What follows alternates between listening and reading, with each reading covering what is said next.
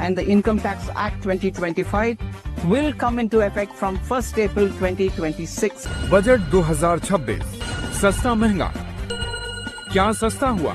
Solar energy से जुड़ी चीजें, CNG, mobile battery, microwave oven, जूते, ईवी बैटरी सस्ती हो सकती है। कैंसर की 17 दवाओं समेत 60 और दवाओं से भी कस्टम ड्यूटी हटा दी गई है, यानी इन दवाओं का दाम भी कम हो सकता है। क्या महंगा हुआ?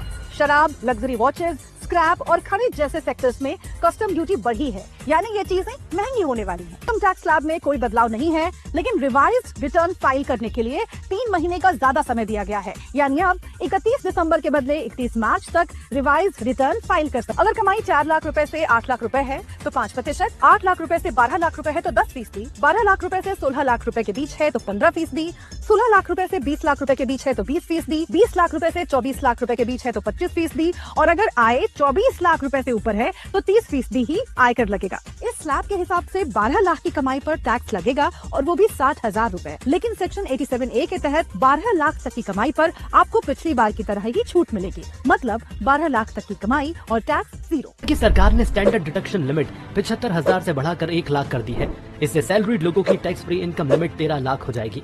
एक्सपर्ट्स के मुताबिक सरकार ने यह फैसला 3 अहम कारणों से लिया। पहला, सैलरीड लोगों के हाथ में ज्यादा पैसा बचेगा। दूसरा, खर्च करने की क्षमता बढ़ेगी। तीसरा, अर्थव्यवस्था की रफ्तार तेज होगी।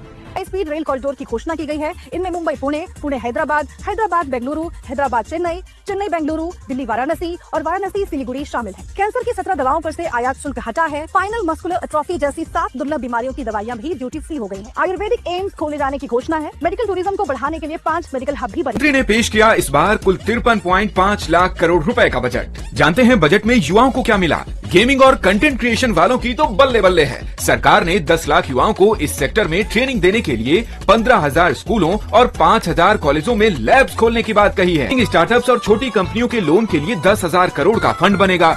AI और डीप टेक के लिए IITs और IISc में 10,000 नई टेक फेलोशिप शुरू होंगी। पढ़ाई के साथ कंपनियों में काम करने के लिए 5 नए टाउनशिप डेवलप होंगे। अमेरिका क्या कहता था? क्या हो तुम?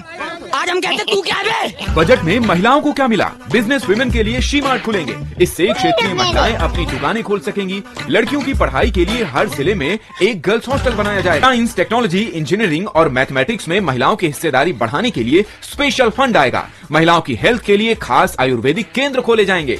अब बात नौकरी पेशा वालों। EPF के लिए सैलरी लिमिट को 15,000 रुपए से बढ़ाकर 25,000 कर दिया गया। AI से नौकरी पर पड़ने वाले असर को समझने के लिए education to employment and enterprises committee बनेगी। SMEs के लिए 10,000 करोड़ का फंड बनेगा, जिससे नए स्टार्टअप्स को बूस्ट मिलेगा।